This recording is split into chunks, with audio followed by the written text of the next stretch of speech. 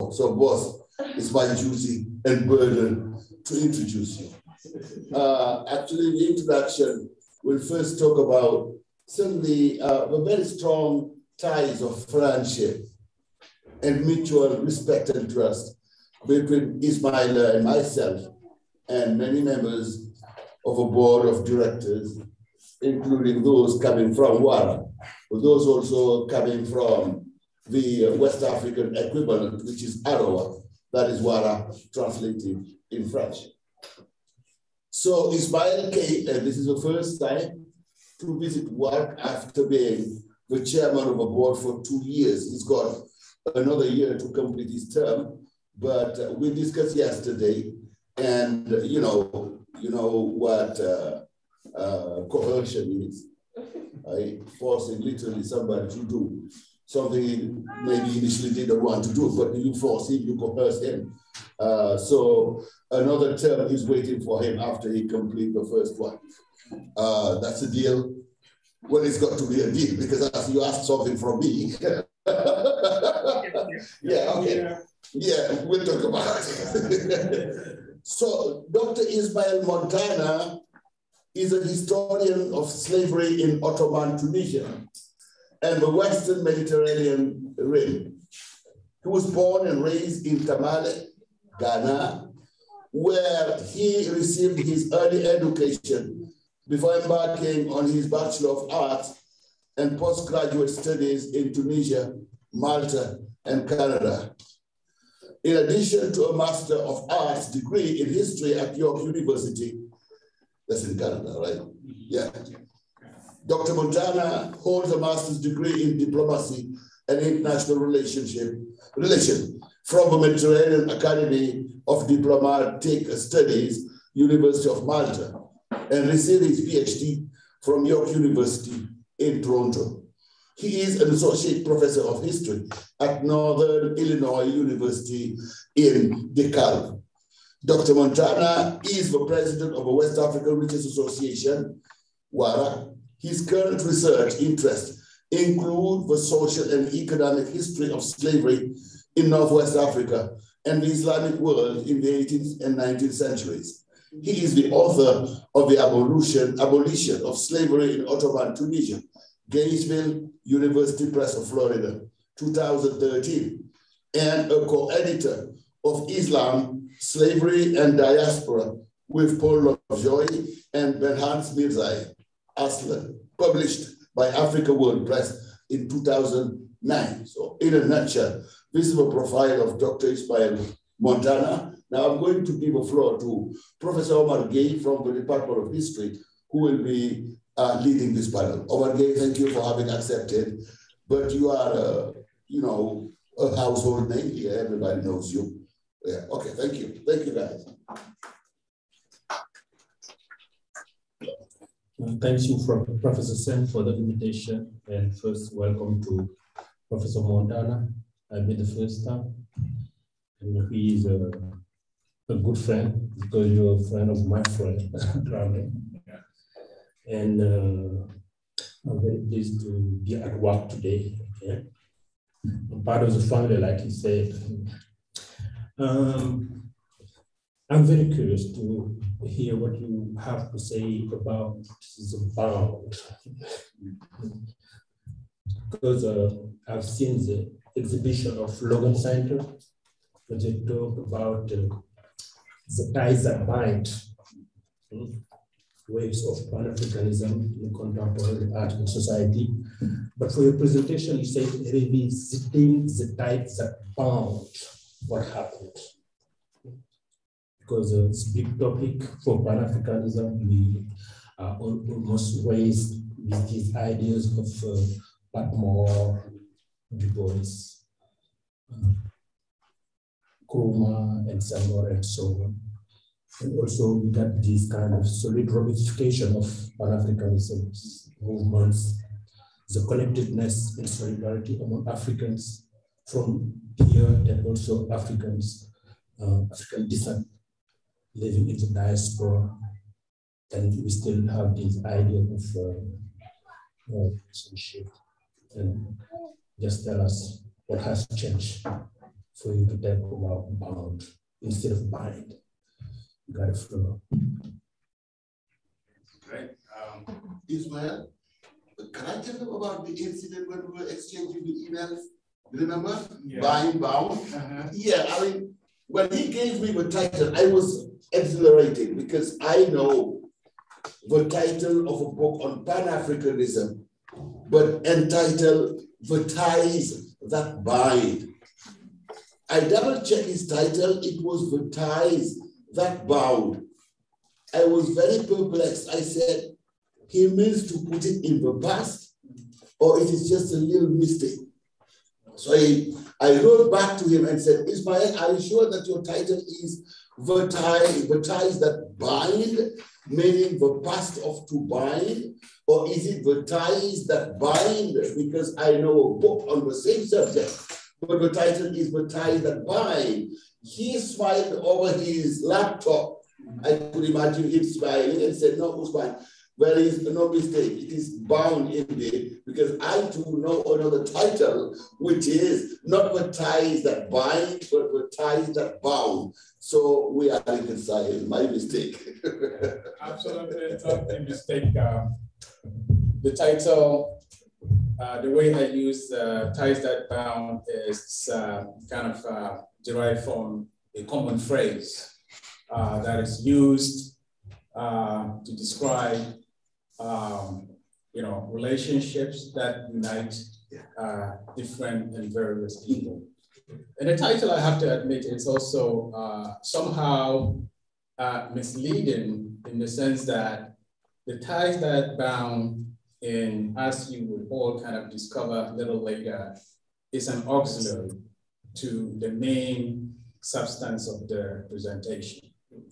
But before I get into this, I have to take a step back and I will not say retaliate to my big and senior brother, who is grooming me. and because he knows I need all these showering and encouraging words. So thank you for that. I'm going to take it as, in that fashion.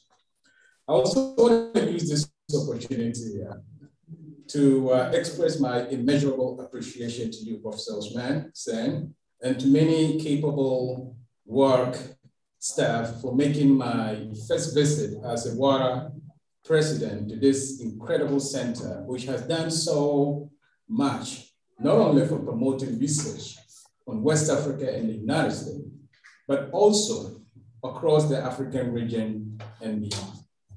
My special thanks to Marianne Yed, Abdoulaye Niang, and of course my colleague here, Budian, and to each and every one of the talented and dedicated work staff whom I have had a pleasure to meet over the past 2 days.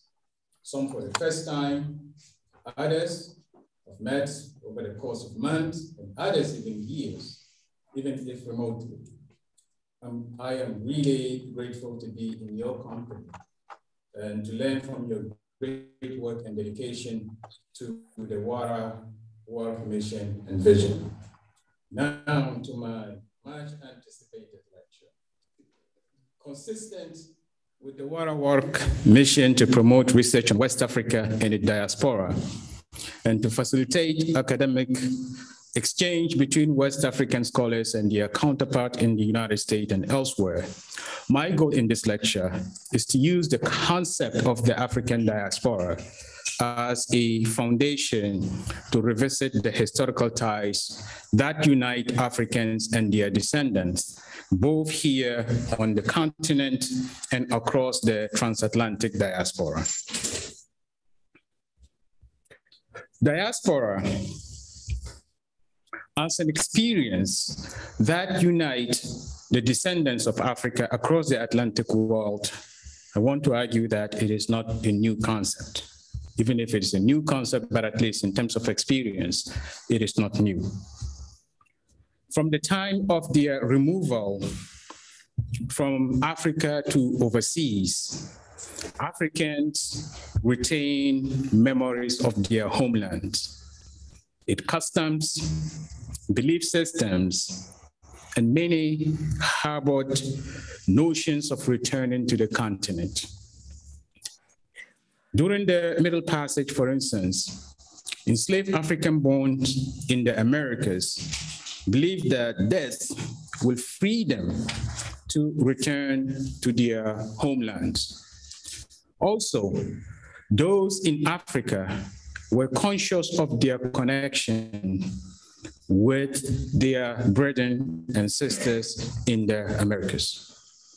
We have a number of cases where the slave trade, for instance, was used to exile political and military opponents to the Americas, leading to what we see in an image such as this, the reconstitution of African political institutions, and thereby maintaining that kind of ties. So the idea of diasporic connection between Africa and the Americas existed from the very start of the era of the transatlantic slave trade. This idea was reinforced by ancestral reverence, particularly in African religions. Hence, there developed a sense among Africans on both sides of the Atlantic that they belong to a pan-African world, a world of diaspora that embraced many lands across the Atlantic Ocean. This idea was further enhanced at the time of global emancipation, when both humanitarian interests in Britain seeking to free captured Africans and racist forces seeking to get rid of unwanted Africans in the United States encouraged the settlement of settlement in West Africa. Hence, we have Sierra Leone that was settled or established, rather, not necessarily established as a settlement, but rather it was kind of evolved out of an arrangement with local leaders in order to resettle, these two categories of either unwanted or free slave. Although not wholly embrace the notion of a wider Pan-African world. After emancipation, it took on this settlement a more political flavor, especially under the leadership of the likes of W.E.B. Du Bois, Carter G. Woodson, who is the founder of the Association of Negro Life and History, and Marcus Garvey, founder of the Universal Negro Improvement Association. But the idea of the African diaspora was much slower to take root in the academic arena. Before the 1970s, very few scholars, Black or white, studying African history adopted diasporic perspective. Among the few that did so were the Northwestern University anthropologist, Melville Herskovits, who began in the 1920s to study African cultural survival in the Americas and argued that African retentions could be found in both Black secular and religious life. But from about the mid-1960s, greater attention given in the academic community to the idea of the African diaspora, encouraged by International Conference of African Historians in Tanzania in 1965, had a session entitled The African Abroad or the African Diaspora. Thereafter, the concept of African diaspora obtain academic respectability and gain support from universities, colleges, and professional associations worldwide. One of the very first historians also who played a seminal role in consolidating the concept of the African diaspora in the academic arena was a Howard University historian by the name Joseph Harris, who asserted that African diaspora concept encompasses the following three principles.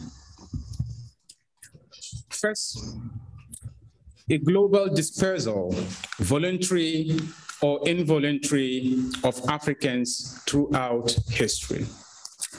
The second concept pertains to emergence of cultural identity abroad based on origin and social conditions. So enslaved Africans or descendants of Africans who might have hailed from Senegambia area, their cultural identity will reflect that. And of course, there would be also the social condition they're going to face in the host society. If they happen to come from the Gold Coast or the Congo area, they will carry with them the, the cultural kind of identity from those areas. And last, psychological or physical return to the homeland, whether in real or imagined sense. So these are the three principal kind of elements that Joseph Harris articulated as central to the making of the concept of the African diaspora. With these elements, African diaspora assumes a character of a dynamic, continuous, and complex phenomenon stretching across time, space, class, and gender. Another historian by the name Ruth Sims Hamilton supports this conceptualization and argues further that secularity, meaning these three principal elements, should not be seen in isolation from each other, but rather they are kind of in complementary.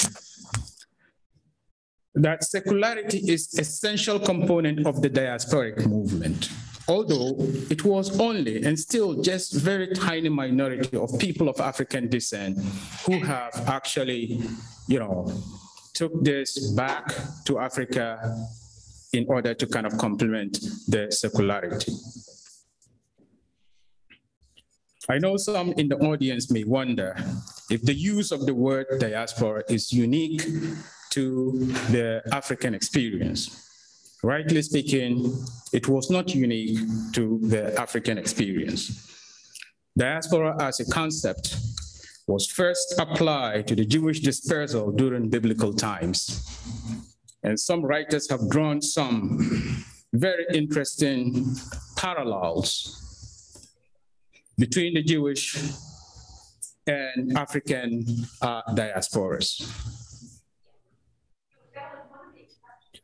The term is derived from the Greek word disperia, which means dispersal, and derived also from a root word that had root word spherian, which means sperm, giving the word a genetic and ethnic connotation. The term was appropriated by Jewish intellectuals, such as Herz, who used it in 1895 to make case for Jewish state. But in its evolution, there was two aspects of diaspora: forced exile or bondage, which in Hebrew is known as galut, or voluntary dispersal, which in Hebrew is tefuzet. It should be here. Let me make sure I'm, okay, this is where it should be. Although adopted by Jewish late 19th and early 20th century, the word was also used by European races in anti-Semitic fashion. As Leon Polchov pointed out, in its modern usage, the word diaspora was linked with particular nasty phase of anti-Semitism of Europe in the late 19th century. And in the hands of European anti-Jewish writers such as William Marr, the shade of the word diaspora was clearly racist, suggesting that Jewish were a very special, despicable race that could not be integrated into mainstream European culture or society. From this developed the notion of Aryan super race, evoking Darwinian theory of natural selection in terms of fight for existence and the triumph of the strongest. It was suggested that the Jewish race was a cancer that had to be rooted out by the dominant race. Hence, the intellectual foundation of the genesis of this word diaspora was the notion of an Aryan race or the Aryan super race that gave rise to the idea of Holocaust. In retrospect, writers like William Marr were the intellectual forebearers of Hitler and Nazi Germany's Aryan myth, which inflicted the Holocaust on the Jewish and other perceived lesser race in Europe during the Second World War. Hitler's ultimate goal, of course, was colored people throughout the world. The point is that an apparent neutral word such as diaspora could take on such a racist connotation.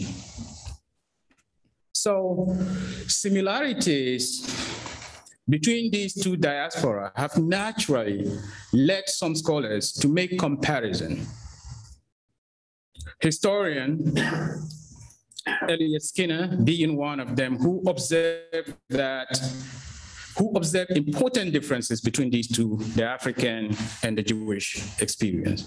Skinner notes that diasporic people developed myths, rationalizations, and theories to explain their dispersal, and this in itself can cause contradictions.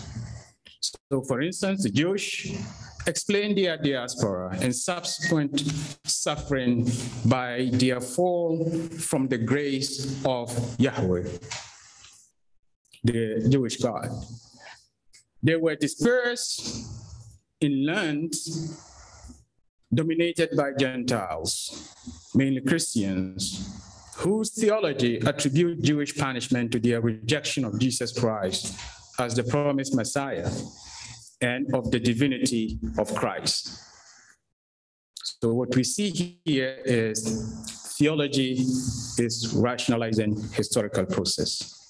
The Christian view of Jewish death became fused with earlier genetic race sense of the word to provide moral rationale for anti-Semitism, Aryanism, and for that matter, the unfortunate Holocaust. Skinner, however, does not find a similar religious explanation among early Africans for their dispersal, although he notes that some of the African descendants who were Christianized adopted ideas derived from the Old Testament. For example, the notion of exile in Babylon, and an idea that is central to the belief of the Rastafari movement in Jamaica and elsewhere, who, like the Jewish, seek return to their homeland. I don't know about Senegal, but if you go to Ghana, Rastafarian kind of presence stemming from this notion of return to homeland is very present, and you will see that also in other places such as Ethiopia, which is also very prominent.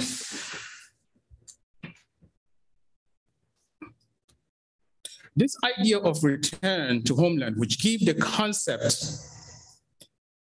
of diaspora its secularity, is critical to emancipatory liberation process. Skinner notes it is crucial to providing a sense of human dignity to those in exile, and also provide them with a mission to liberate and improve the condition of those back home. This emancipatory liberation process is found among Jewish and Africans alike. And the Holocaust, after the Holocaust in the Second World War, large numbers of Jewish left Europe and settled in Israel. No similar pattern, however, existed among descendants of Africans or African Americans, if you will. One explanation was that despite repression and discrimination, African-born Blacks, many were members of the countries where they were born and had contributed to the building of those countries and their economies, and that ought to fight for civil equality rather than go back to a homeland that they did not know. Although the vast majority did not return to Africa, many identified with the continent as a whole as Pan-Africanists, seeking the freedom and development of Africa and Africans wherever they are. And for those of us who teach African history, it's always central for me to underscore the role that Black leadership played in emancipatory and especially independence movement. In Ghana, almost all the leaders, name it from Malcolm X, Martin Luther King, not to mention Du Bois, who died there, all of them during the time of independence, they were there, they set foot, and not just to Ghana, but to many other places. And what took them was this notion of liberatory process, in that their future was very tied to the future of the continent. Another reason why many people of African descent did not want to return to Africa was the image of Africa in the New World, in which they were born and raised. Skinner notes a distinct difference here between the Jewish and the African experience. Despite strong anti-Semitism among Europeans and white Americans, Judaism was regarded favorably as the progenitor of Christianity. And Jerusalem was a Christian as well as a Judaic holy city.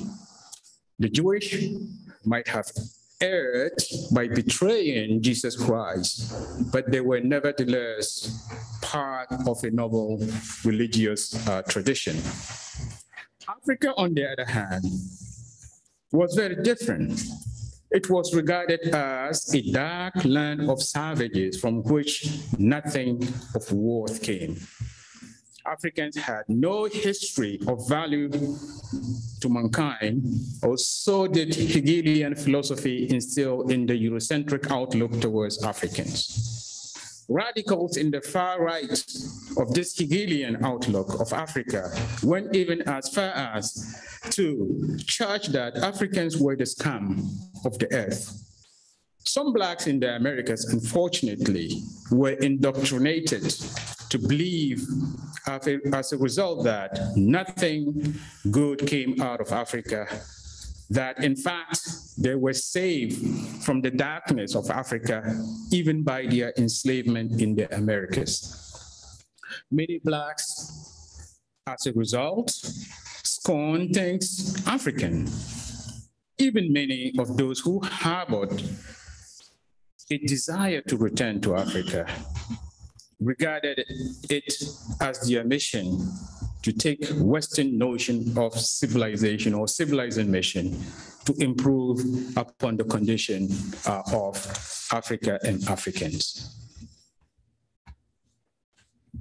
Whether forced or voluntary, diaspora forced Jewish into status of strangers or marginal people in overseas communities, hence expose them to discrimination, prejudice, and ultimately mass murder. The concept, therefore, of strangers in the land and marginal people are integral to the diasporic experience and are important to the methodology of any comparative study of diaspora. This case, too, with Africans who were and are still made to feel like outsiders in the West, with us, not of us.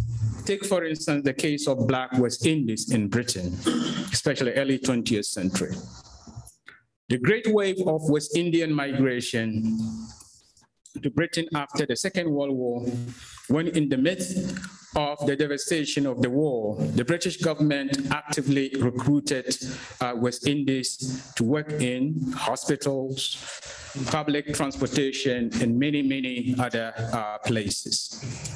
By the early 1960s, there was a growing racist backlash against colored immigrants among white Britons.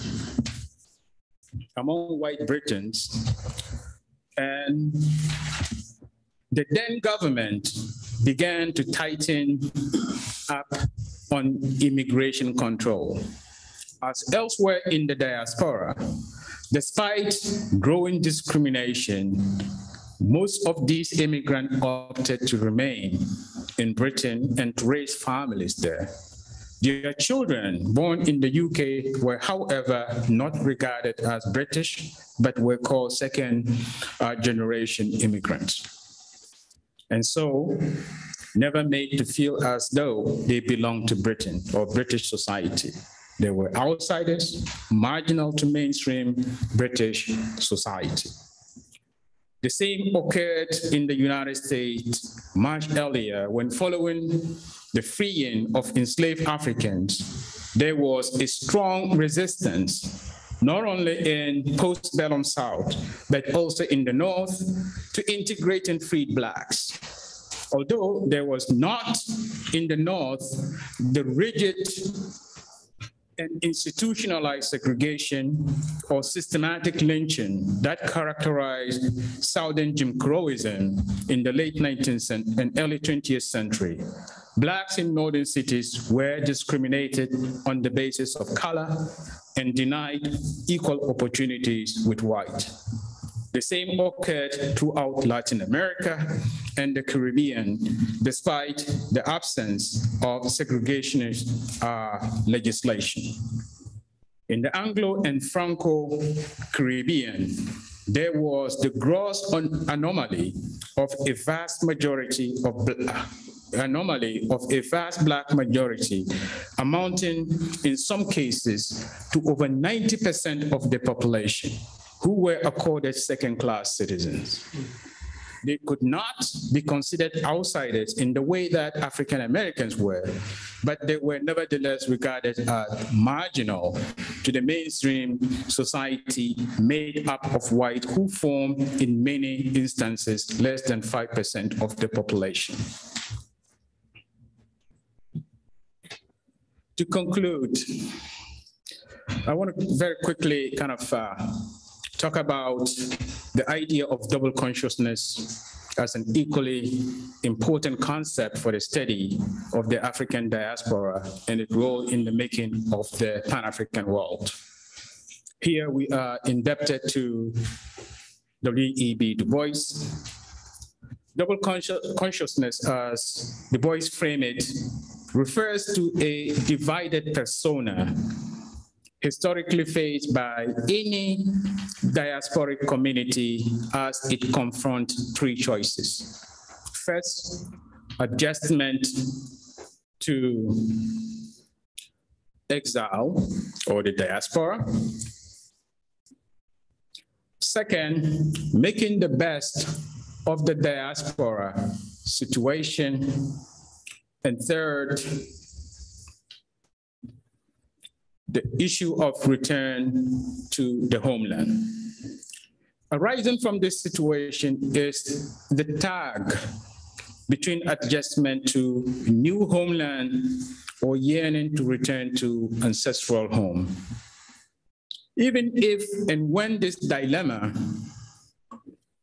is resolved in favor of stability to adjustment in the new homeland, the pool of the motherland form and still forms part of the psyche of diaspora communities. Hence this notion of, either real or imagined return to a homeland. If you take the example of Jewish, for instance, this translated into the movement known as Zionism, which is historical idea of the lost homeland in and around Palestine, and the demand for that as a result for state of Israel. In modern times, this also culminated in the belief and psychic tag that were translated into action. The result was Zionist movement, which led to establishment by the newly created UN of the State of Israel in 1948, just after the Second World War. Although Du Bois did not advocate back to Africa kind of movement in a physical sense, he nevertheless was an ardent Pan-Africanist who recognized the integral linkages between the fate of African Americans in the diaspora and Africans in Africa, and co-sponsored a conference, some Pan-African conferences before and after the First World War to draw international attention to the plight of Africans in both theaters, and even ended up moving to Ghana, where he died. In his words, the African American in the early 20th century, this is the same. In the early 20th century, faced the dilemma of double consciousness, which he saw as, and I quote, a longing to attain self-conscious manhood, to merge his double self into a better and truer self. In this merging, he wishes neither of the older self to be lost, for he would not Africanize America, for America has too much to teach the world and Africa.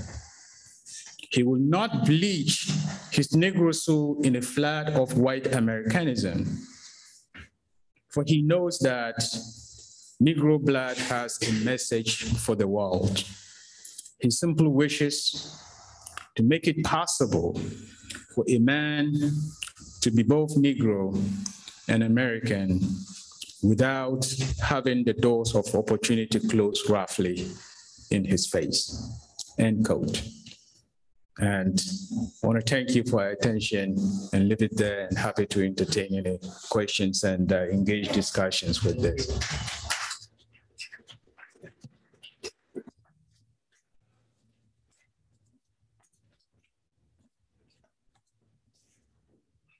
Thank you, Mr. Montana, for your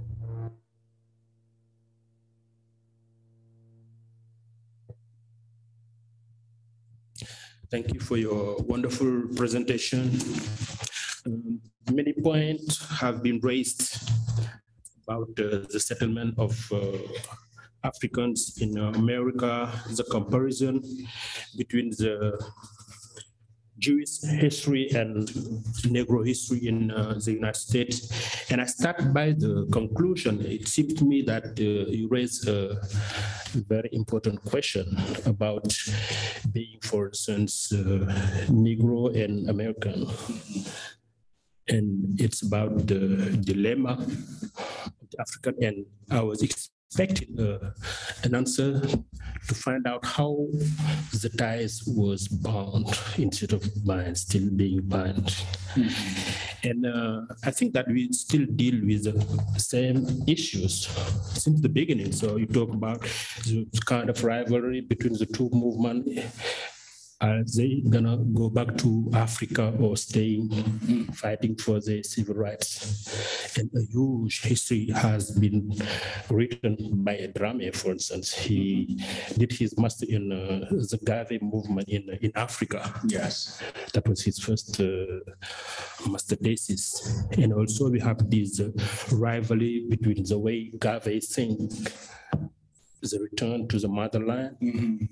You got Farrakhan with his deep reference to Marcus Garvey, but also we do have people who stood that it was fair for them to fight for their rights, even if they come from Africa, they're American. And if in case of return, they didn't know where to go, for instance. And you have this sort of the Black Star Line, that the boat that brought Africans to Marcus Garvey. Yeah, definitely. And I mean, also we have this cultural influence. You're right. They did a lot for Negro emancipation, African, Black, and whoever. And if I stress on the cultural point, we have these James Brown song, I'm Black, I'm proud. That was kind of a rally. And also Langston Hughes, of course, so in the cultural side, and Du Bois and whatever. So if we jump to modern time now, we have this, I wonder how these casts work today. This Center for Afro-American and African Studies in the universities, and also the Black Studies developing was time. I mean, it should be a way to tie again, this community, because you still have this reference. You talk about it later, the bad influence in taking the European and white civilization as a reference. That's, I mean, a very key point to discuss. If I stay also with a cultural point, we have this song of Bob Marley when you say, emancipate yourself from mental slavery. And it's still very powerful, I think, right now. And even if you see the way that people behave, we have this last, 2020 Floyd stuff. So it was like kind of a revival of all those topics at the time. And I think we still try to find the answers of the questions, and just a few points to put on the basket, and I give the floor to the public to discuss. Thank you again for your wonderful presentation. So, do you have people who want to take the floor from here?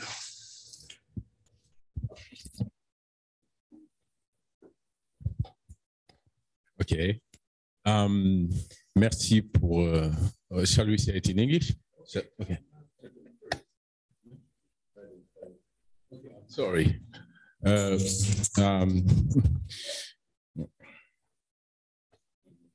Okay, I'm sorry. I'm trying to see how I can introduce myself differently. Anyway, okay, Dr. Bassen. So my question is here. I'm quite curious to know when we study and diaspora and talking about bounds. My question is here. Knowing that before, knowing the history of Haiti being in the middle between America and Africa, how can we contextualize the independence of Haiti in 1804 and the desire to go to the homeland? How does it participate in that Pan-Africanism? For me, when we talk about Pan-Africanism, we shall talk about Haiti.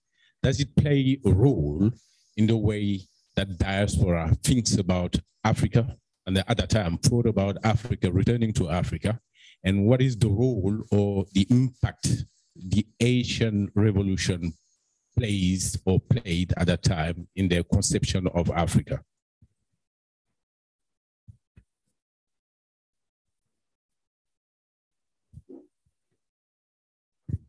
We should have a first round of questions and then a second. Okay.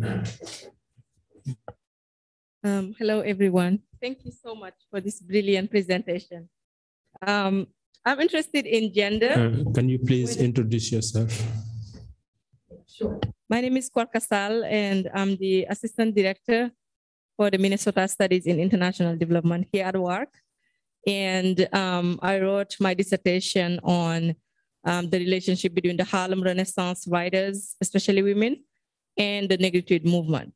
And when we think about the diaspora, as you were speaking, I was thinking about Edward's book, The Practice of Diaspora, because we believe some people think that it's kind of a utopic, like ideology, that it cannot be really like something concrete to like materialize.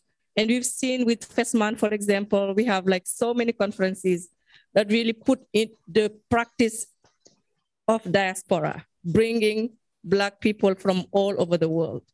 But I'm interested in the role of women in that connection, because when you think about Pan-Africanism, mostly it's like a masculinist, like vision that we already have.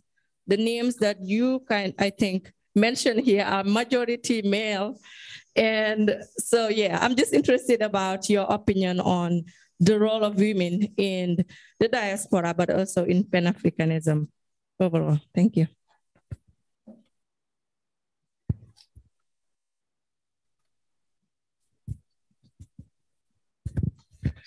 Thank you so much, Professor Montana, for this brilliant presentation. And you touch upon a lot of questions, but I'm also trying to see the connections between this concept of diaspora with other issues that may be cross-cutting. So you talk about culture, which is a very important aspect, but I'm wondering to what extent religion played a very important role when it's come to tying, but also connecting people from the diaspora, regardless of where they are. They can be in America, but also in Europe, but also the Arab world, which is also an important aspect when we talk about the diaspora. It can be Christianity, but also Islam, which has been at some point one of the, let's say, that provided a sort of utopia when it's come to bringing people together to challenge a sort of status quo in a context where some people, especially in the US, seem that maybe one way of having a voice, but also trying to come up with an identity that can, break from a certain past. I'm wondering to what extent religion, also have been part of this broad conversation on diaspora. Thank you so much.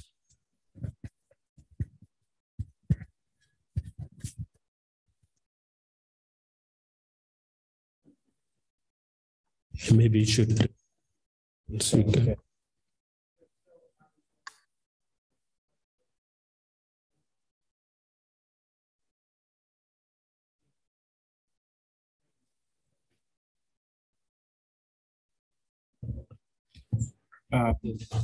First question pertaining to Haiti and its place within this complex development shaping the concept of diaspora and connection with the homeland.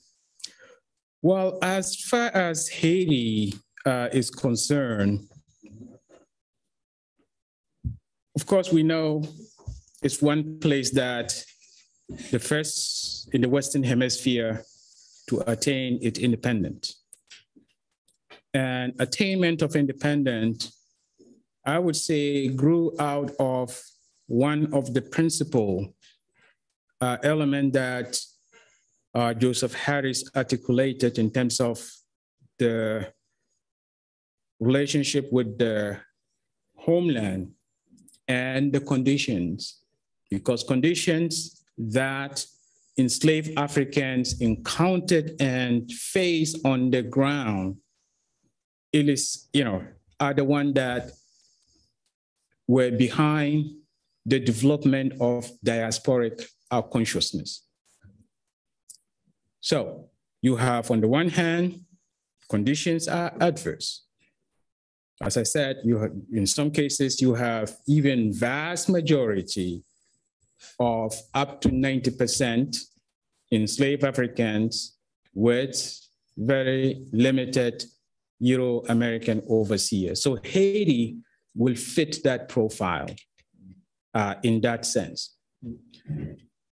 But return, as it relates to return to the homeland, there was no one unified vision as to how to deal with the social conditions or adverse conditions that Africans and their descendants face in the diaspora.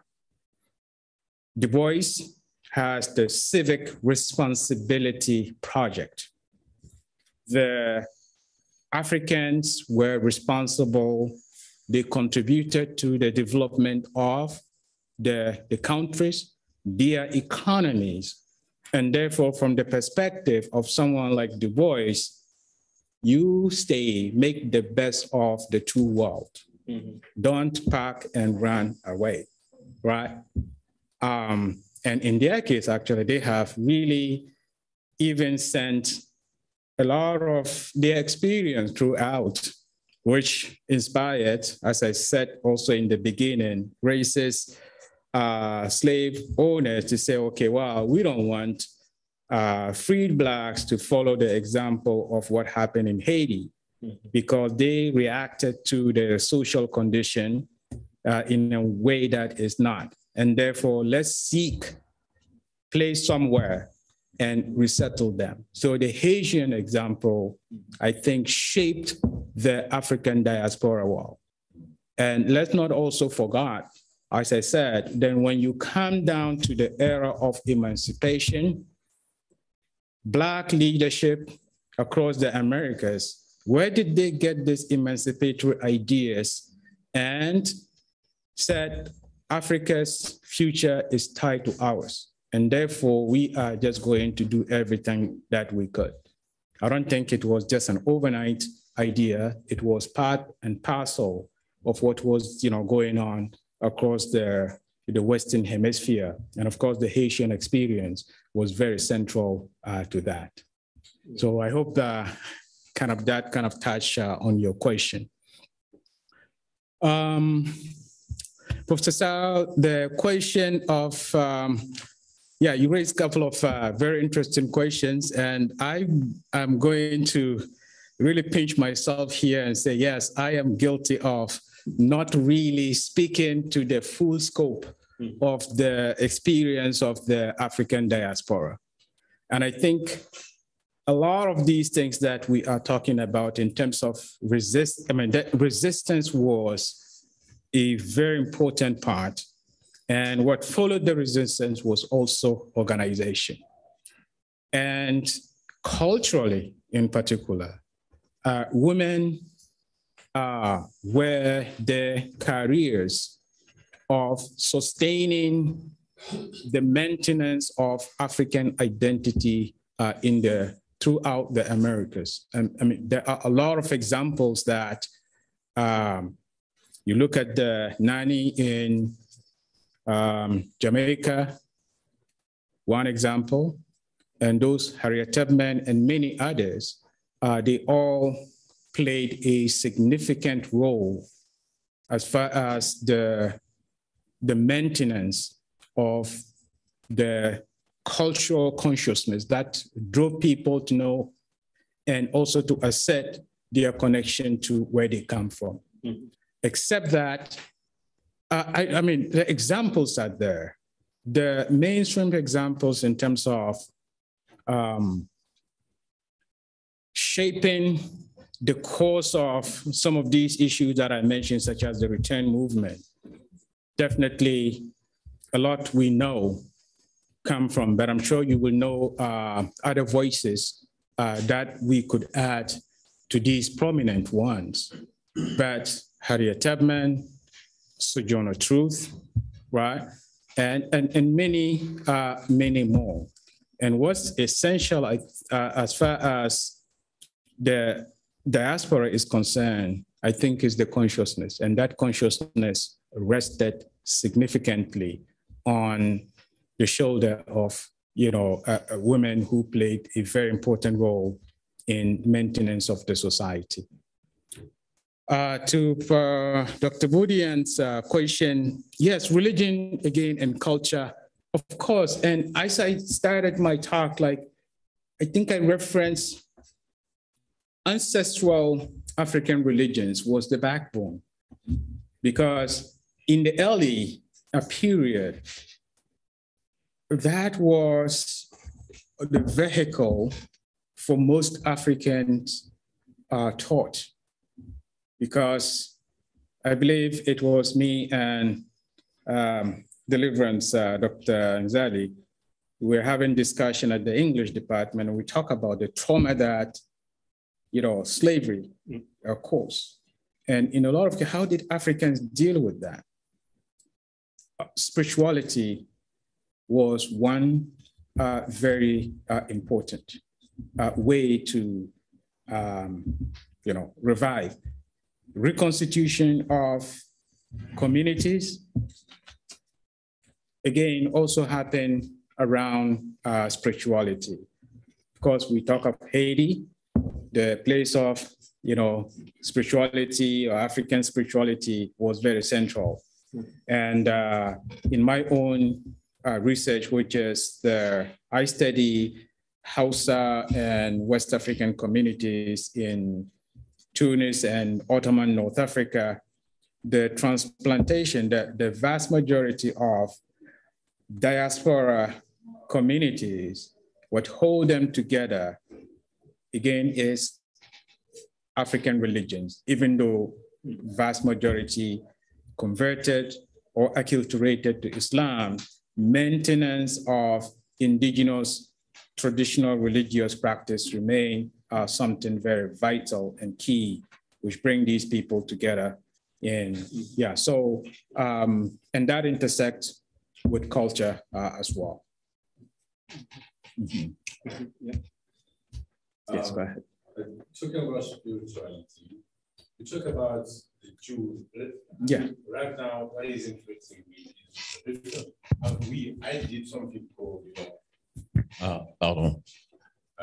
I don't know how to say it in English. Referentiality, memories, comparative memory, referentiality. My question is here. How far, and now I'm going to use a term coined here with Senghor, assimilation. How far assimilation of the slave can allow us to study the existence of a Black Jew, knowing that he have been enslaved? Black Jew? Yeah, the Black Jew. Going to the homeland, being Christianized as a slave, staying for a long time and assimilated like, let's say, the Negro, the house Negro, for example. Sorry to use that term. How far, in terms of research, can we try to find out the Black Jew within the Black who has been assimilated like, a Negro, and then who has learned only the book or the Bible, who can find through the Bible a reference to go back to the homeland, and who may at the same time think that Babylon, as maybe we can say that this is Rastafarian ideology, or maybe we can find out that there is a Black Jew, someone who thinks that his homeland is Israel, for example. Is it possible, that hypothesis? or is it a question of research? That's my question. Okay. Yeah. Okay. Thank you, Dr. Montana and Dr. Umargi. I have a question a little bit very near to what he just raised. Knowing that Babylon was Black land, and also taking the Bible for reference for liberation, and telling old Pharaoh, tell old Pharaoh to free my people. And then later we see with the work of Sean Tijo, keeping the record straight about Babylon, about ancient Egypt. So in the diaspora, how do they deal with that kind of contradiction, The other thing is about consciousness, knowing the links between Africans and African Americans, wherever they are. I think there's something missing about knowing really. You mentioned the economy. They built those countries. They did not stop there. They defined the culture too. And what makes every country in the Western Hemisphere, what makes its culture so attractive in the world, maybe Cuba or the United States, has to do with something that was born on the plantations. Wow. Yep. African Americans, I think, don't know enough about that. And we Africans don't know enough about that too. I think that's something missing there, and that is really hindering the real construction of Pan-Africanism. Yeah. The other thing is about language barrier. Of course, yeah. So far, you mentioned only English speakers. I think, but we have also the movement of negritude, people like Senghor, MS Césaire,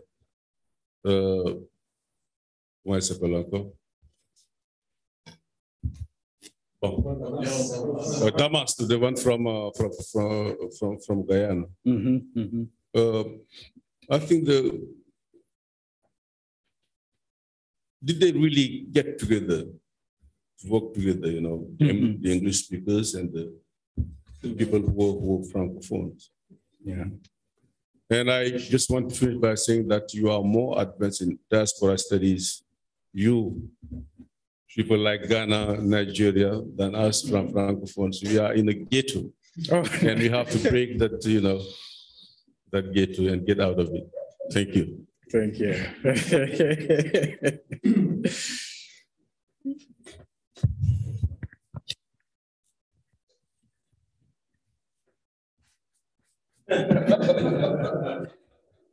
So just two remarks, which could be things to consider in the relationships. One relate to maybe the interpretation we may have of the episode which divided us, that is slavery. Because just a few weeks ago, I was gently, very nicely, checked by a brother from the US and raising the issue of, was it true that Black people were involved in the slave trade, etc., and maybe possibly going to the conclusion that we were sold by our brothers. That's a very complicated issue. Much as we may recognize that slavery did exist in Africa. And Birima in Yusunu's song could not possibly, as a king, spend the day drinking and eating without working if he did not perhaps sell some slaves. But the truth is, the dimension or the importance of slavery within Africa was nothing compared to, the centuries of transportation of millions and millions of able-bodied to America. That's two phenomena that are totally different. And between the corrupt and the corrupter, who is more responsible? Because if you bring your tinsel jewelry and let them flash under the sun, as a king, maybe I will be tempted to wear them. If you tell me the only way is to get me 2 or 3 slaves, I may be doing it. So maybe that's something which for some people is an enigma, but for myself, I think the responsibility is still on the West. And in relation to that, there is also the contemporary issue of reparation. I attended a big international conference on that in Benin 3 years or 4 years ago, and the position out of the same. Whereas I would hear strongly from the African Americans and those coming from the West Indies that reparation was a must. It's got to be fought for, and it's got to be done. Many times I heard some participants from mainland Africa saying that maybe if you accept reparation, morally, you are lifting the moral burden of slavery from the head of the Westerners. So obviously there were 2 schools. Most of the time, the diaspora would say reparation has got to happen, but those from African countries would say maybe we may pay attention to the fact that if we accept something in return, the moral burden will be lifted from the Western heads forever. So maybe. Yeah, absolutely. Yes. So he raised the question. Allow me to add something. There are 2 schools as well in the university in terms of, can we define the institutions, the old institutions in Africa, like slave owners, the system, without studying the transformation in the long term? How define? Yeah. So we talk about, okay, our institution was slave institution. Slavery exists in Africa. So for me, and then we're quite, we're preparing something alike. I tend to hold another position. For me, before judging our old institutions, we must learn how far they have been transformed until to be systems that produce slavery. This is my position. And starting from that, I can say that slavery is questionable when we talk about Africa, as far as we cannot study in the long, the transformation of our societies. So just to add up something, yeah, thank you.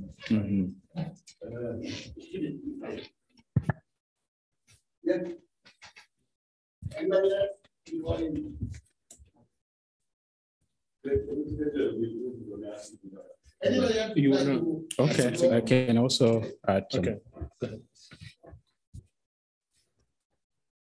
Okay, should I speak to, okay, I will start with the question, the first question pertaining to Black Jewish. Yeah, that is one question that I think opens up other questions beyond the scope of the talk that I gave here, because my reference to the Jewish experience, I'm actually referring to the historical Judaism as it pertains to, Jewish historical experience. But of course, we also have Black Jewish, and especially if you take the Falasha in Ethiopia. I'm not sure if that is the example you are looking at, because with the Falasha, the notion of diaspora is also present, right? And with the Falasha, how to link it, I think, also built off a question that Professor Sek also mentioned about the contradictions, because with the diaspora, to make sense of it's hard to make sense of it. And I think Skinner talks about it, that in both the Jewish and the African experience, they are replete with contradictions in order to rationalize their experience, right? There are a lot of things like the trauma. You find a higher power to confer meaning to that so that you can find ways to deal with it. And even 19th century European scientific literature, it also kind of corrupted, this process to a large degree. So with the Black Jewish, we know of the historical story, how they relate to King Solomon. King Solomon married Queen of Sheba, right? So you have that biblical kind of reference point that connect, Phalasha, in the case of Phalasha, to Israel as a homeland. And if anyone here, I don't know if anyone here has been to Jerusalem, if you go to Jerusalem, you will see huge, significant number of Ethiopian Jewish, right? They have their temple, and if you go there, they will explain, then you begin to see how rooted, that connection is. So that is one case where you have this diaspora. It is rooted more on the biblical time marriage of Queen of Sheba, King Solomon, etc., and less so about the transatlantic, contours of the slave trade that I am talking about, right? So, and again, diaspora is just not one. You have several experiences. So this is one experience, but there are one commonality is the rationalization, the contradiction. And human beings, we are full of creating meanings in order, because without that, it's going to be hard for us to overcome even the trauma that life, brings upon us. So that's the same way I would see it. And that refers also to Professor Sek, how do we make sense? Contradictions is replete with that. And Professor Sek, that's another thing. Your question regarding the scope of discussion of the, diaspora and the tie that bound, that also is one limitation that, and if there's anything that I learn a lot also in this trip, is for us, and especially those in African history, to give more room and think more about the episteme, how to construct a knowledge, how to study history, how to study interdisciplinary things that we are all involved with, and ground it in, provide a space for the local processes to unite and bring us together. Because if you look at much of my discussion, of course, I'm Francophone and guilty of that paradigm. Pan-Africanism was just an outcome of, North Atlantic, transatlantic relationship with, part of West Africa, and it did not kind of reflect everywhere. So the notion of Pan-Africanism in the literature very much does not discuss, unless sometimes when we are intentionally about that, and then we fuse in negritude, we fuse in the other dimensions that captures the breadth of the Africans' experience abroad. But if we use these paradigms, such as Pan-Africanism definitely evolved out of, especially US Black leaders starting from Du Bois and Garvey, George Padmore, and all those. So that is where that is coming from. Yeah, and Professor, you raised a lot of questions too. Blacks' involvement in the slave trade. It's another question that depends on the perspective and where one is. I, for one, I like to kind of see the slave trade as a part of a historical process. yes, slavery existed in Africa as much as it exists in everywhere else.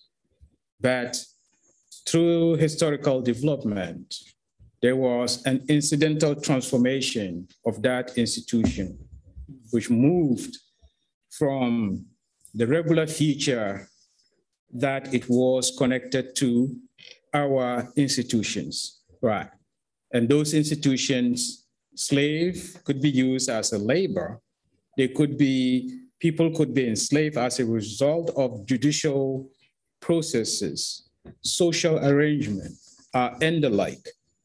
There may be forced element, but with the rise of the transatlantic commercial system, chattel slavery came in and transformed the nature of slavery as we knew it or as it existed.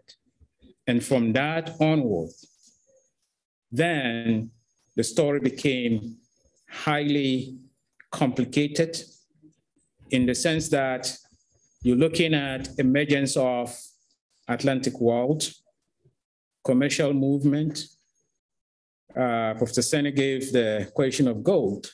If you brought gold and you put it out there and someone fancied it, probably that person may have some other commodity to exchange and get it, right? And you start from point A and it developed, right? And I think in Senegambia, you look at the process of enslavement during the era of the transatlantic slave trade, you could see the ripple effect. Created counter criticism of elite, created resistance against that, and even the Chaddo, who initially were used to be bodyguards and whatnot, they themselves, they could be enticed into the enslavement process. So, and this is as a result of the era of chattel slavery, right? Because here, this is totally different context compared to the regular or the forms of slavery that existed before the advent of the transatlantic commercial system that needed labor force to develop newly colonized territories in various parts of the Americas, right? So that is that led to what scholars heavily debated in the field of slavery as the thesis of transformation. So slavery was transformed, and with that transformation, then our socio-economic institutions underwent different phases, right? And there are so many different kind of dimensions to that. And then one dimension would be, at the end of the day, okay, the question of reparation. Wow. Do Africans deserve reparation? If they say yes, okay, well, but Europeans didn't just come and snatch people. Of course, I mean, that existed, especially in Senegambia area, you have initial beginnings where, Portuguese taking fishermen and taking many individuals, but that was on the very beginning of a small scale. But as the plantation economy took root, and therefore the demand for a regular, systematic, demand for labor force to use as enslaved, some will argue that could not have happened without, you cannot have supply, demand without supply, right? So there's that equation. And there are scholars who use that equation and say, well, how, if reparation is to be paid, then it can't just be one directional. They have to have some kind of discussion, right? So I'm just articulating some of the views out there. And other part of it also had to do with reparation in what way and in what form. In structural adjustment manner that could, redress by creating development, in lieu, because slave trade, transatlantic slave trade, Islamic slave trade, they all contributed in depopulating areas that were affected. Right, so the talk of reparation kind of involve all those dimensions. Yes. By the way, I understand that people like Wendy and Jennifer Yanko are following on YouTube. Okay. So maybe if Andy could connect us with them, maybe for them to ask questions. Perfect. Yeah, that would be fine. Another thing that, even the word slave compared in relation to a slave house is being challenged. That that place should not be called the slave house. But people who departed from here to go to the United States forcibly were not slaves. No. So they want even to have the name of a slave house rebaptized into what I don't know. I never heard about any suggestion, but obviously the label slave is something people are challenging now. Thank you. And I think, part of the things that has been going on now is a lot of journals and Oxford and many others became very conscious in using terms that reflect the historical process we're talking about. No one was slave, but conditions led people to fall in condition of enslavement. And therefore, even myself, I still, if I go through the paper I gave, I'm sure there are instances where I will use slave. The right word is to use an enslaved individual, enslaved person, etc. Right. So, and these are done very intentionally. And I think that is the type of things that we need to continue, and especially how to integrate local indigenous foundational system to help us understand, and present and write about these things, because I believe that there are a lot of positive changes that are happening, and we need to keep that momentum. Yeah. Do you have another question, or can you try it? I think I'm good for now. If I missed any particular question, please just.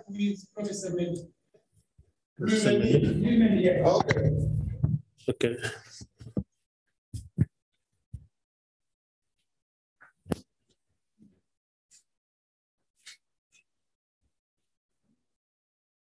Maybe. So are they gonna transmit the question to the people in the in the YouTube?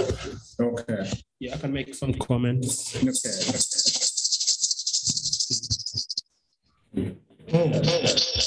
Can I speak? Hello.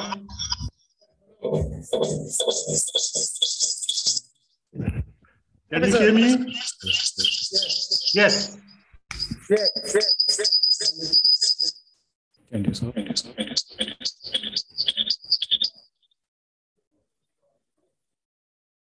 Is it possible? Can I speak?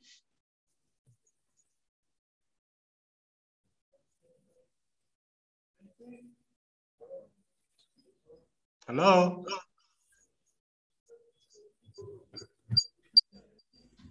And also someone can write to Okay. Thank you. I just want to make some comments on the questions. Okay. And I'm not pretending to solve the question of the involvement of the Black involvement in slave trade. I just want to make a point. The first question I was asked when I was to the United States for the first time, Fulbright, somebody asked me, did your ancestor sold mine? That was a typical question. So, and I used to answer to that question because I got it several times. So maybe my ancestor ran faster than yours. That's still my answer. And I'm not pretending to self. And my point is, can we think that maybe it is a kind of a compromission in our relationship between the African descent in the diaspora and the Africans in Africa. It's just a question. And we have also many other points. Dr. Sek talked about the language issue. It's very important, and assimilation too. If you take the example of Haiti, we have this book of Aimé Césaire, Tragédie du Roi Christophe. He clearly said that, you know, independence is kind of earlier because people were not prepared somewhat. And he tried in that book to show how King Christophe was really at some time mad of his people. He failed to get to the point up to what he wanted to do. Okay.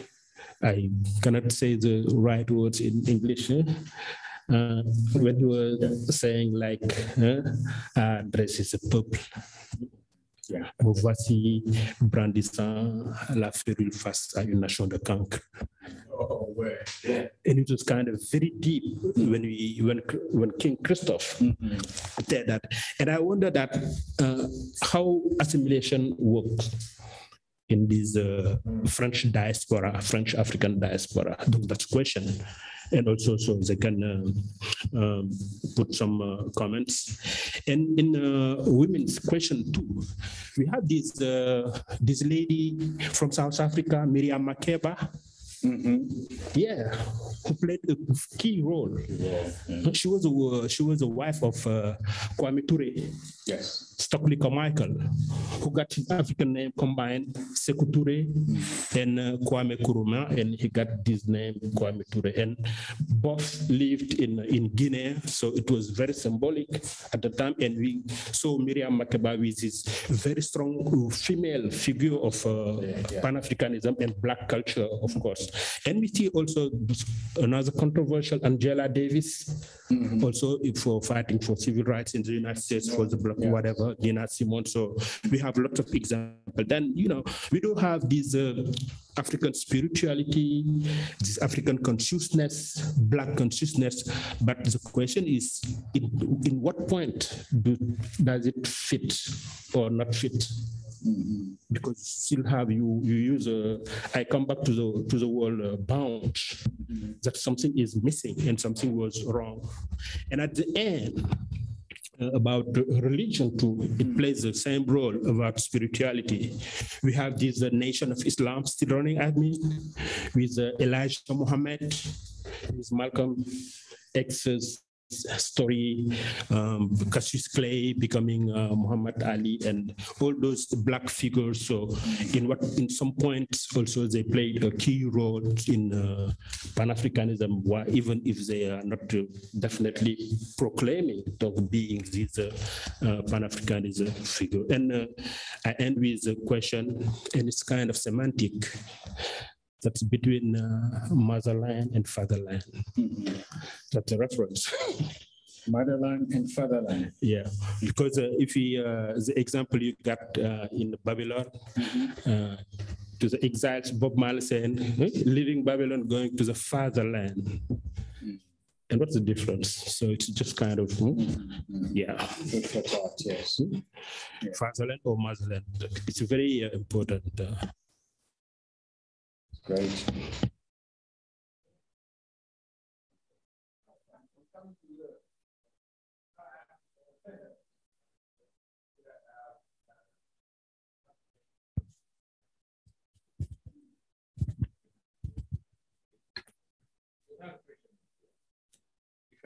If I take the quotation, the last quotation, if I have to comment it, you know, Blacks have to bring something to America. They are not supposed to leave. They have to stay and change America with it. My question is here: is it a room to give this interpretation? The terms like Negroes, you can no longer use them in America. And the term of African American, does it have something, or does it allow to see here a kind of Pan-Africanism by saying African American? Or do they try to learn from that term? I don't know how it works in America, but behind that term, can we lecture something like Pan-Africanism through that term of African American? Do you get me? Yeah. Through African American, is there any kind of Pan-Africanism? Is it possible to have, this interpretation that you can no longer say Negro that refer to a historical term, notion or concept, but African American is a kind of, projection to Africa. I don't know how to interpret it, because I know that if I migrate to America, they may call me African American. I don't know whether I deserve that term or not. I don't know. This is just a question. I have never. I would like to add something about, about who sold who into slavery. I remember lecturing at the Schomburg Center in New York, and one of the guys who took the microphone, a black guy with Rasta, he called Africans stupid people. And I told him, if Africans were stupid people, you would not be standing here today calling them stupid. Stupid people cannot survive. Stupid people cannot have resilience. The problem of, I'm not among those people who say you just stand over there and say, no, the European did it all. There was some kind of collaboration between the elite and the European companies. We go to the past to understand the present, but also when we look at the present, we can understand the past. It is still going on. It is going on in Nigeria. It is going in this country. Where the resources go, do people really benefit from the resources of the continent? You have still that kind of collaboration between big, strong companies and the elite. Yep. So Victor Schulze, one of the people, abolitionists of France, when they told him, why do you fighting for these people who sold themselves into slavery?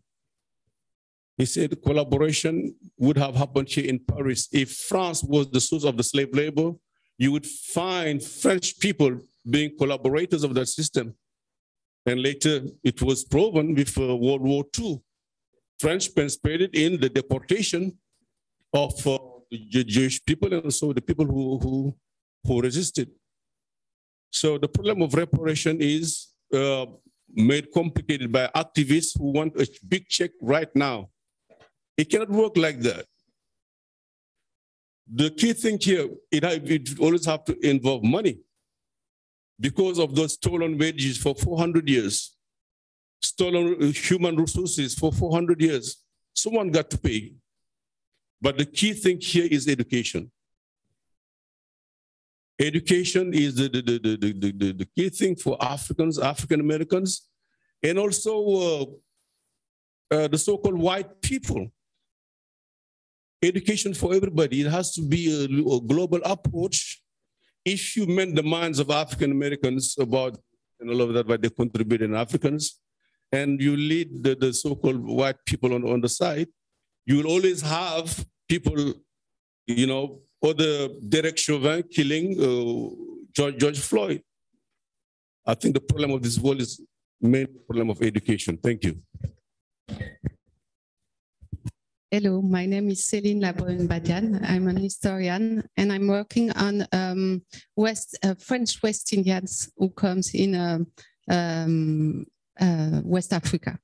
And so that question of difference between French-speaking area and English-speaking area is very interesting for me, because I also think that the concept of diaspora come uniquely from North American experience. One of the differences I can see is that from French-speaking West Indies, there was only individual initiative. So how do you say, the people who came to return in Africa, they were just one way. There were not association who was formed to come back to Africa as the equivalent of Marcus Garvey back to Africa. There was not that thing in French West Indies. French West Indies are smaller. Yeah, it's one thing is important. And the question of assimilation also is one of the things I think is important. And in the same way, I'm interested in how the African states are welcoming people from diaspora and the difference between French-speaking states and English-speaking states. And I can say the same thing. Here in Senegal, we have Senghor who welcomed Haitian writers, and then Abdoulaye Wade who welcomed Haitian students. But in Ghana, I think it's in Sierra Leone and Gambia, they were thinking to do it.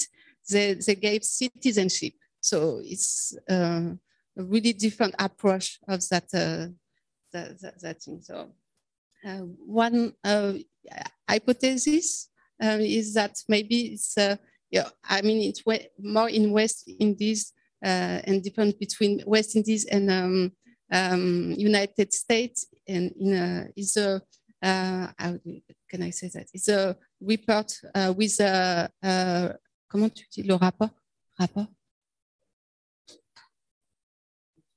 Relationships with a question of race. Maybe it's one, I think one of the most important thing, because in French context, there is that supposé that race blindness. And so this is one, I think this is one of the hypotheses that I have, but I don't know what you think about this. Thank you.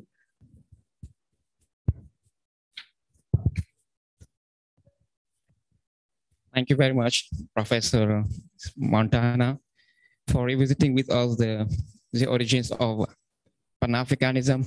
I'm Dr. Abdoulaye Ndiaye, Assistant in American Studies in the English Department.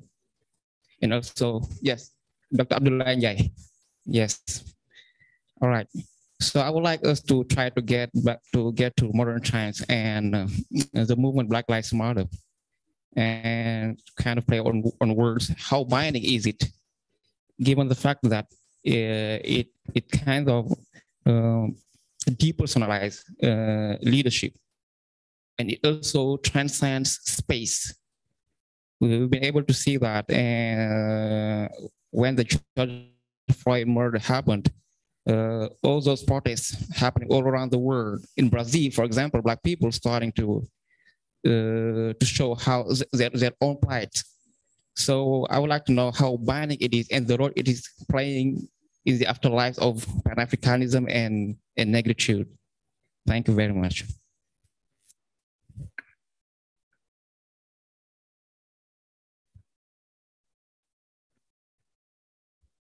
We have 10 more minutes to go. Maybe I should give him the floor to do a roundup here. So,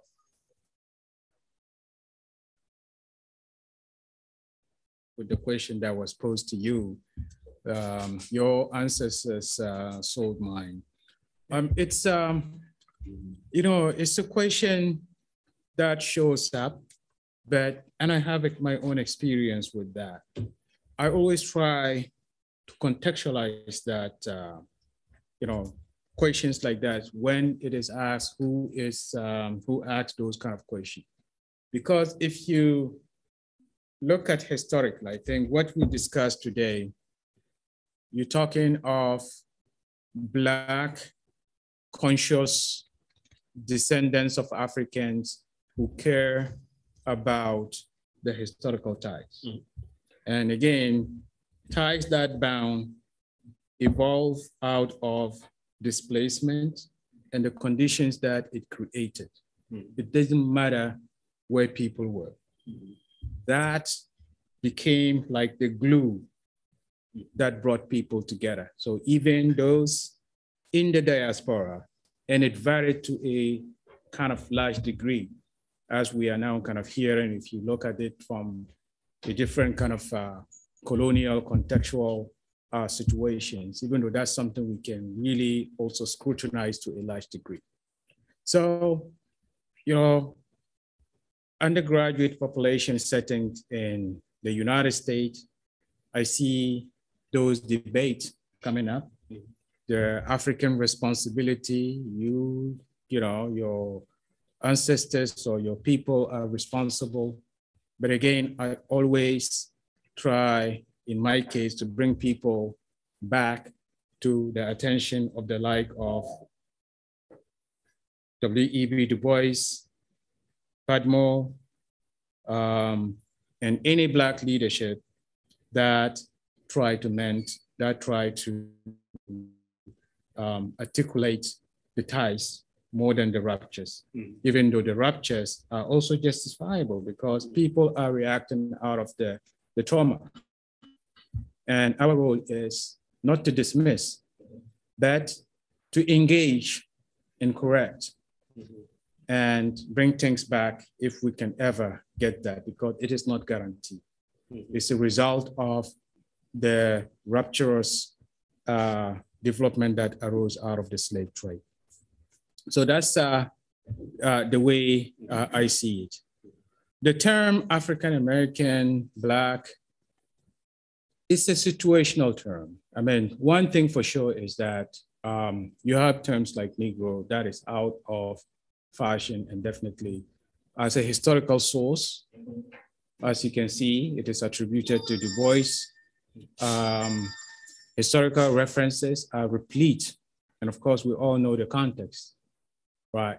So when use teaching students, just make sure they understand the context in which the words were used, right? There is debate, not necessarily a debate, but it became also complicated, the extent to which the term, so either Black or African-American is used interchangeably. So let's say if a person writes a historical paper, and I am an editor of Journal of Global Slavery, and I had to deal with the question that switch between Black and African-American. At some point when you use Black become more cumulative, right? And doesn't encapsulate experience of all Blacks. They could be of continental Africans, they could be recent migrants and the like, compared to an African-American, right? So in this particular case, you have one paper that dealt with both terms and the context was not very clear. So everything again goes back to context. And one very vivid example of another dimension to this usage of the term, take Barack Obama. When Barack Obama ascended to the presidency, not everyone accepted him as an African-American because of his heritage, having continental African father. And so some argue that Obama did not share the historical experience to qualify him as an African-American, right? And again, one could read this back to the dynamics of the element of diaspora, in that the social condition, and for people making those arguments, Obama did not share that experience enough for him to be an African-American. He could be Black. That one, no one can deny it. But as an African-American is one thing. And today you have a movement, a very distinct movement that is gaining voice. It's been there. It's called Descendants of Enslaved Africans. And they are trying to differentiate themselves from the use of African-American, because some of them feel that the term African-American become too loose. Because if you fill a census form in the United States, you have two categories, African-American / Black, right? And in the eyes of, and again, these movements is very much tied to reparation.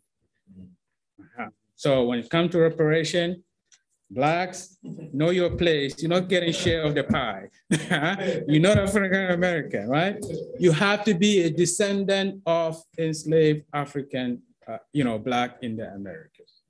So again, if I were in your position as a teacher, that is something I would always also be very intentional in making sure that the meaning is, the context for each meaning and each usage is conveyed, so as to eliminate, yes.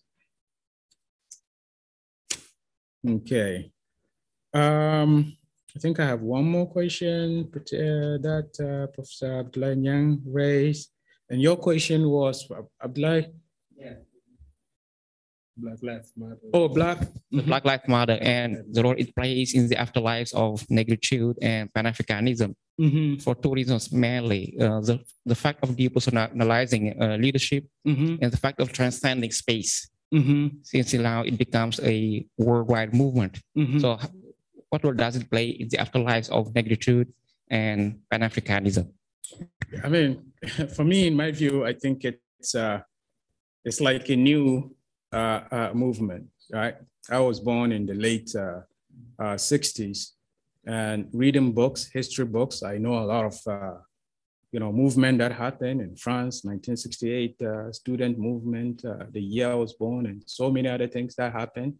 And studying history, I see about historical events, but never seen any or never experienced any, myself. But all of a sudden, you begin to see things really unravel, happening here and there. And Black Lives Matter is one of those momentous ones, right? It has its own generation, and that generation is also using it, right, to articulate issues, right, perhaps in a very different way than it has been articulated here. Because take this, one of the limitations, the paradigm through which I am conceptualizing African diaspora, which had effects on what Pan-Africanism means in this context, very much rooted in the Anglophone transatlantic experience, right? Black Lives Matter, transcend that. I mean, it's giving us even if you take assimilation, right? The notion of assimilation, even if it is, people are peaceful, integrated into, different kind of societal environment. But with Black Lives Matter, you begin to see so many questioning of many domains, structures that produce inequality, how to create or how to, dissolve barriers that hinder people's progress and the like. So it's a new context for me with its new generation. So you look at artwork, it's articulating things that are really different in some way there are continuities, but in many respects, I think it's coming out of its own generation. Yeah, and it's inspiring everywhere, left and right. Thank you, Mr. Montana. Just a word about reparation. So we have two issues about reparation. First is how can we lift?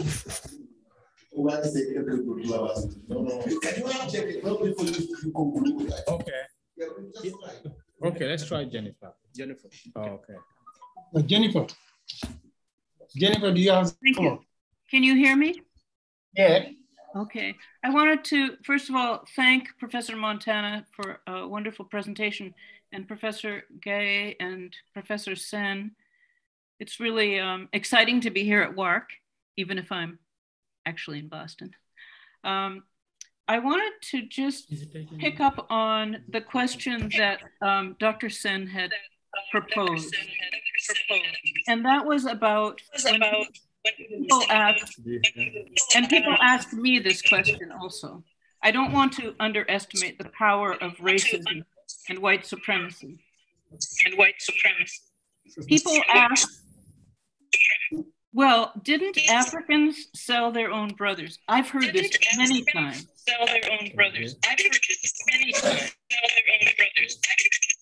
And the question is, who's asking the question? And the question is, who's asking the question? And to what end? And it seems to me that this question is asked, it's actually a way of driving a wedge into this diasporic community. And so I'm agreeing very much with what Professor Seck said about looking at, I think that white supremacy has created a lens where people are looking at Black and white.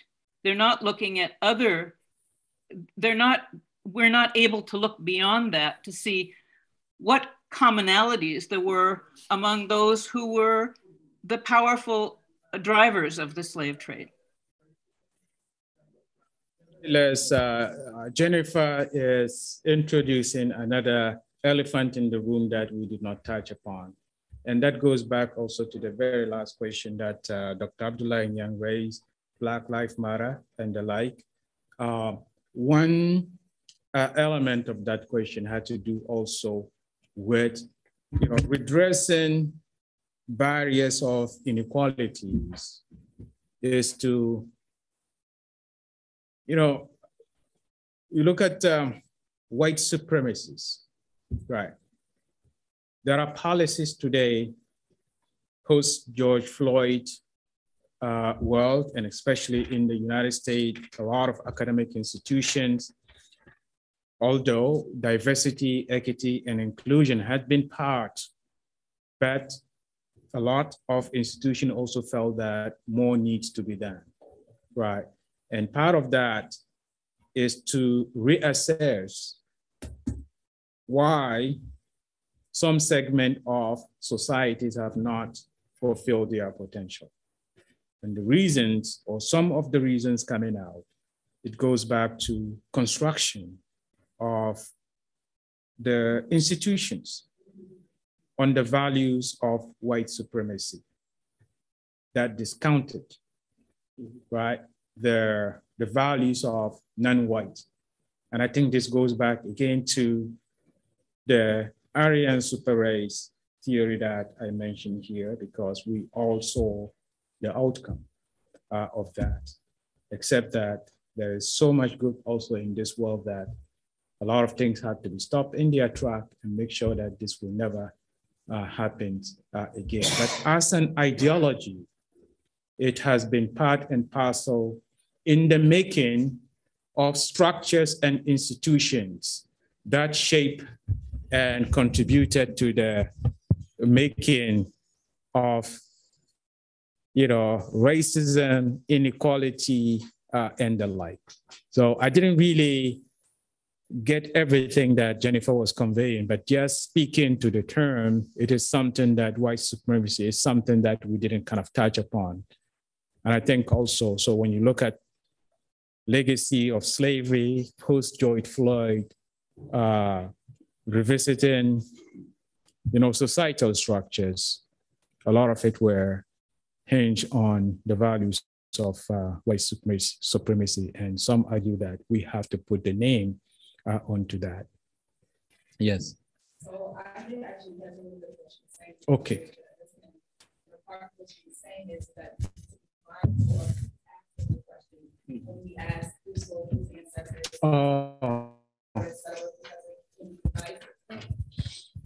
I think that, so when I kind of am following her train of thought, but I don't always think that question is divisive. And I was actually surprised by how many times it came up in conversation. Because I feel like sometimes that question or the way that it weighs on certain people may be more defensive than it actually needs to be. Because we talk about collective trauma or any of those things, part of any process of people banding together is a reconciliation. And so I don't think that, that question has to always be divisive. I don't think that it always has to be skipped past. There are some people who ask it in a divisive way, but there's also just a very real conversation that we can't escape the realities of historical processes that are taking place. And I think that more than we need to stop asking that question or focus, what we need to do as people, because whether it's chattel slavery, whether it's, you know, Black informants of the FBI helping bring down the Black Panthers, whether it's any of those things, what that does for us is see the way that different groups of Black people historically have been agents of white supremacy, which is what I think that she was getting to. So I think that question, even in itself, helps us open up a larger conversation to say, if we really want Pan-Africanism to work, then we need to like hold a mirror and be very critical and very mindful of the ways that Black people have allowed themselves to be used as agents of white supremacy. Wonderful. Whether that be in America, whether that be in the Caribbean, whether that be continental, whether that be in Europe, any of those places. Absolutely. Thank you for conveying that. And I'm with you on the same note. As I said, these are questions, when it comes up, in my personal experience, they are not to be dismissed, but rather engaged. And I always, you know, have enough examples in my toolbox to, you know, to show people that look at this individual, look at this historical time period. And it's about, you know, engagement and conversation and moving the dialogue along. Thank you. I think it's a good word to end with. And I complete with what he said in his conclusion. He said, articulate the ties more than the rupture. Yes. And second, he said, engage and correct. I think we're talking about ties. Absolutely. Yeah, thanks so much. And just a few words for...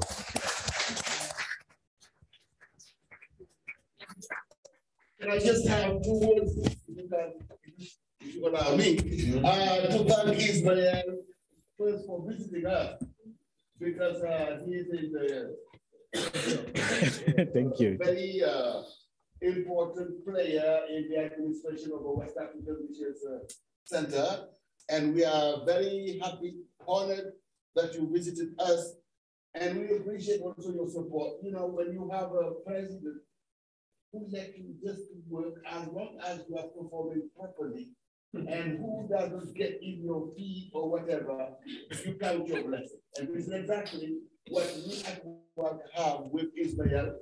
Also, you know, stimulating and encouraging. He's there and all the time sending email saying that he's admirative of the little efforts we are doing here. You know, that's a great stimulation. For those reasons, Ismael, thank you very much. I made promises, but I'm going to deliver on my promises. Somebody in Boston told him, if you go to work,